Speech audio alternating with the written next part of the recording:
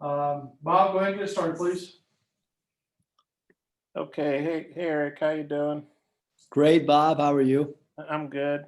Hey, wanted to ask you about some injury updates here, so I'm just going to do one by one if that's okay, so we don't get confused. But I guess it's been 17 days since Justin had his surgery, so it's getting close to 3 weeks. What's he able to do, if anything, in practice, and do you have a timetable for his possible ability to play in a game?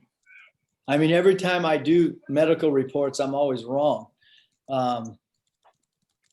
So he is he has not done anything with our team as of today at all. We're going to go practice today. Whether he tries to jump or shoot jump shots, we'd like to start getting him into that fold or that mold. But as of, we didn't practice yesterday. He met with the doctors on Saturday, and, we'd like him to start to try to, come back. I think he did the underwater treadmill. So I guess it's right now as of today, I can't say anything, Bob, because he hasn't done anything with us. He hasn't skeletoned or dry run our offense or non-contact. He has not done any of that up to today. I'd love it if he could do some non-contact stuff, but I don't know if it's just going to be shooting drills today or what until they give me the okay, I guess. Yeah, so he's still out for a while. He sounds like.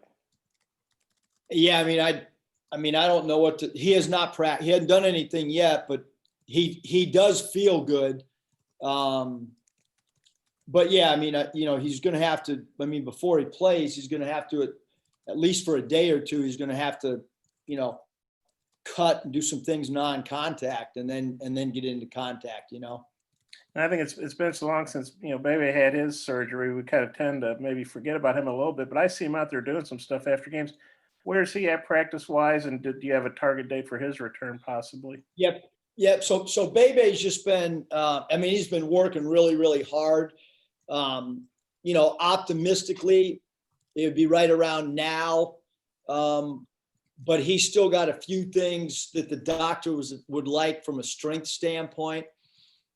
He's getting close. I would probably guess, Bob, he's, we're looking at, in a month, is when I think he'll be, maybe February, first week or two in February is when I think he'll be cleared.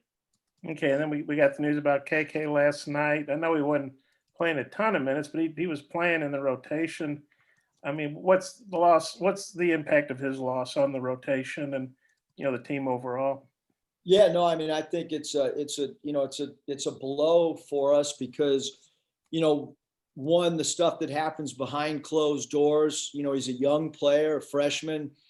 All of our freshmen continue to develop. They continue to get better, which is what you expect if you have a culture of work. And KK's had an incredible work ethic behind closed doors. So it changes our practice pretty significantly because now, his reps, will go to Devo, at that backup or third point guard, because obviously JD, is going to play more point guard now without KK. But I think it changed, your practice for a basketball team just much different than maybe a football or a baseball team because, we just have smaller numbers. And then Kamani Johnson, any update on his waiver? Have you gotten yay or nay on that, or what's going on there? Yeah, we haven't heard either way, but that we understand that that's a process and we don't really have control over it. But he's practicing and working hard and in the middle of his player development stuff. So you're down to 9 scholarship players healthy available. I guess you got to qualify it a little bit, but I think that's what you had last year when you had a lot of guys sitting out. How do you feel about the available players you have right now and going forward in this real tough week? Yeah, I mean, ideally you'd like to have as many players as possible available. And we only have 2 walk-ons. I mean, there's a lot of places that have more than 2 walk-ons, and we had 4 one year at Nevada. So from a walk-on standpoint, we don't have a lot either. I guess we have 3 because we were under scholarship to start the year, but no big deal. I mean, as long as we got 7, we're good. Okay, I got a few more about the game, but I'll turn it over to Mike. I thought those were good medical updates, though. Hutch, Yeah, coach. I mean, with only 9 guys available, I mean, how Oh, important is it? hold on, Hutch.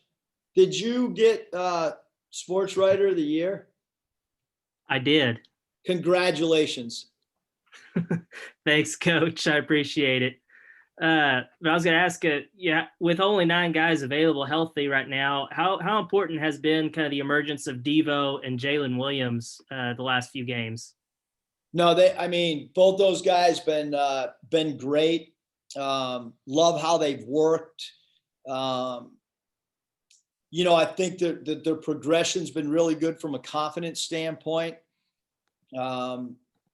It's unique because sometimes what happens with freshmen is they play a lot in non-conference, and then when you get to conference, a lot of the freshmen's minutes, kind of shrink. And with this group, I mean, Moses has been very consistent with his minutes and his productivity from day one. But we have 2 freshmen right now that are playing more in conference than they were non-conference. And it's because they got to learn the system. They now know our offense. They now know what's expected of them. And they've gotten better with each day. So really proud of both those guys, Hutch, their development. And unfortunately, I think KK was on the same plane that those guys were. But hey, we got two freshmen that are getting better by the day. Doesn't mean they're going to have, great games every night out. There's always going to be peaks and valleys, and rotations change and matchups change. But both Devo and Jaylen, incredible pieces. And shoot, our last road trip, I met with them, the 3 of them, not Moses, but I met with the other 3 and had a long talk with them about the importance of those guys and their development and keeping a positive, mind, and how much we believed in them. And it wasn't always going to equate to the minutes that they might want or what they expected, but keep working, and they've done that. Curtis, Hey, coach, I guess LSU is second right behind you guys in the SEC in scoring. What do you see that makes them go offensively, and what are some of the keys to maybe slowing them down? Really, really talented offensive team, Curtis. I mean, they just go out there and they play ball. They, not a lot of overly complicated sets, but they have a power forward who, is a natural 3-man that they play at the 4-5 in Watford, who is kind of a point forward. Javante Smart, so experienced at the point guard position, and a guy that can really, really score the ball. Obviously, Cameron Thomas is as good a scorer as we have in our league at the off guard spot. Darius Days, all you got to do is watch our game at LSU last year to know how talented he is. He can rebound. He can shoot the 3. He's an excellent, excellent offensive rebounder. And so those guys in particular, we're concerned with. Those top 4 guys can score the ball, and then Milani Wilkerson's a guy that plays really hard, number 0. He's our small forward that's a good basket cutter and an excellent offensive rebounder. Scotty, Hey, Coach, I wanted to ask you about Jaylen Williams' last 3 games. I guess just what have you seen from him from a maturity standpoint, and then his defensive impact? Yeah, I mean, first of all, he's a player that really, really likes Scotty to take charges. So he's a high charge player for us. He's got the ability to block shots as well. He's a very good help defender. And then, offensively, he made some really, really aggressive moves offensively at Tennessee. And just, he continues to get better. And it looks like he's more comfortable out there. We want to try to, get those turnovers down a little bit. We've had a few too many turnovers. It might be a moving screen or a ball handling turnover, but what people don't understand is like freshman bigs. Those are the guys that take maybe a little bit more time, and he's been phenomenal. One more. I wonder what it's like to coach Devo on a daily basis. He seems like he's a pretty fun kid to be around. Yeah, he's great because he's, the growth in his game.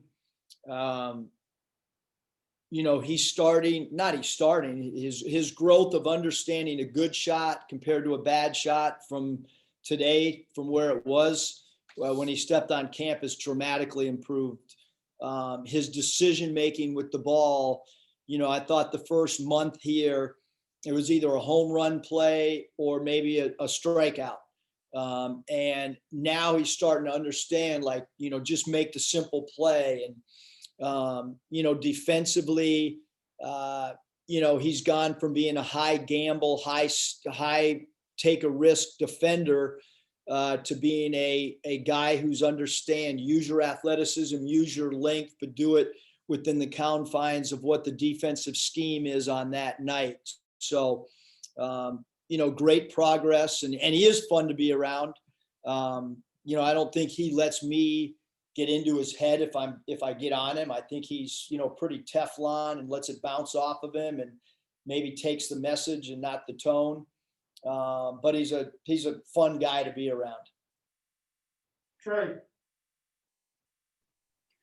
Coach, I was wondering on the ankle surgeries, how long have players been doing that? It seems like it used to just be a recovery deal.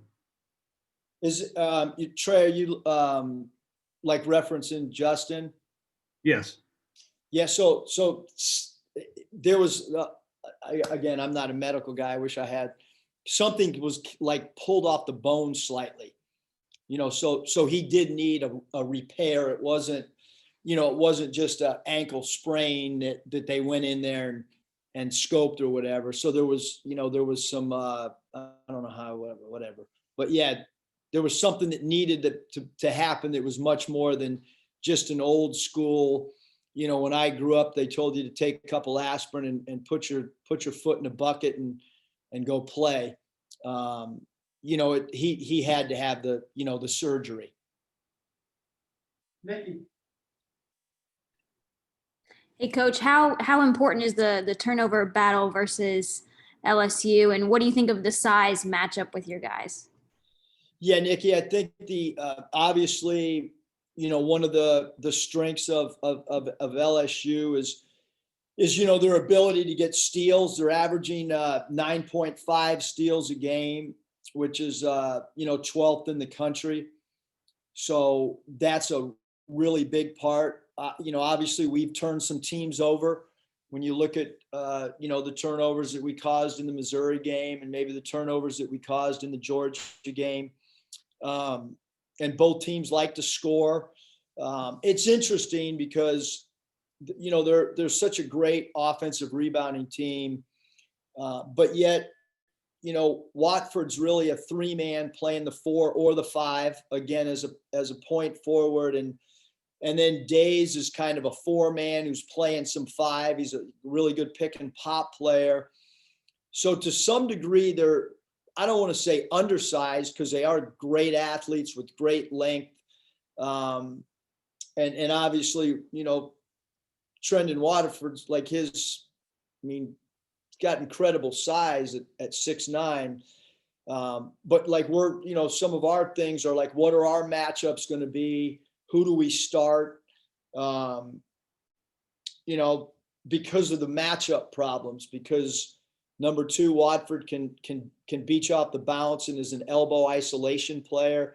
And then Days can shoot the 3 as well as post up. So I think it's, we might have to think outside the box a little bit in some of our matchups, with how we might line up to start the game. Bob? Yeah, Eric, watching that LSU Ole Miss game, I mean, Thomas got hurt real early, and they still beat Ole Miss pretty bad on the road. What'd you think of their performance without Thomas? And I guess he's questionable at this point. We're not sure. What's your take on maybe whether or not he's going to play? Yeah, I mean, they're so talented. I mean, usually when we play a team, we look at a team and say, this team's got 1 or 2 stars. This team has 4 stars, 4 guys that can single-handedly take over games. And so from a talent standpoint, I don't know if there's a more talented team in the league, but certainly they are as talented as anybody in the league, especially when you look at their scoring and having 4 different players that can put up huge numbers. So that's a concern. And our prep today, tomorrow, and shoot around will 1,000% include number 24, Cameron Thomas. We are not thinking that he's not going to play. We're not buying that. We're planning on seeing him. I watched it on tape. We're assuming that he's going to play.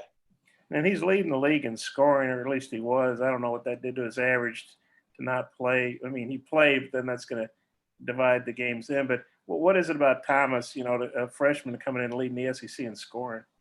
Great confidence, can get his shot off whenever he wants.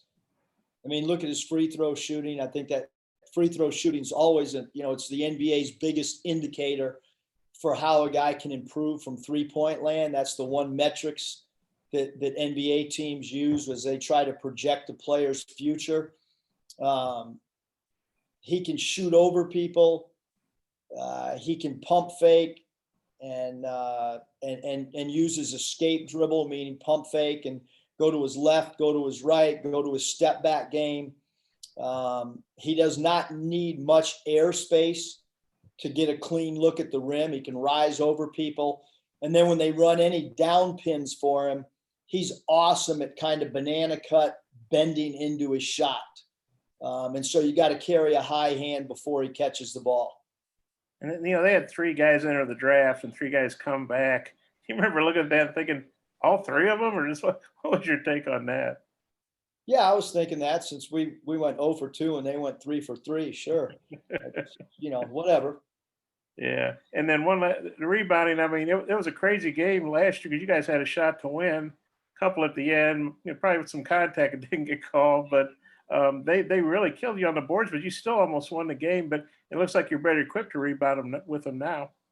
Yeah, I think rebounding wise, we are more equipped than we were. I mean, obviously, if it was me and you, Bob, and Scotty and Trey and Curtis, if we all went out there and Nicky came off the bench and we tried to rebound the ball, it would probably be no different than what it was last year. So we're certainly way more, equipped this year to rebound than we were last year. Yeah, I can't jump, but I'm a good space eater. I could imagine, Bob, you being able to box out 1.5 guys. I could see you going here and then reverse pivot and go there. I could see that, Bob. I could probably do that if I had to. So anyway, well, hey, thanks, Eric. I'm good. All right, Coach. Thank you for your time. Appreciate it.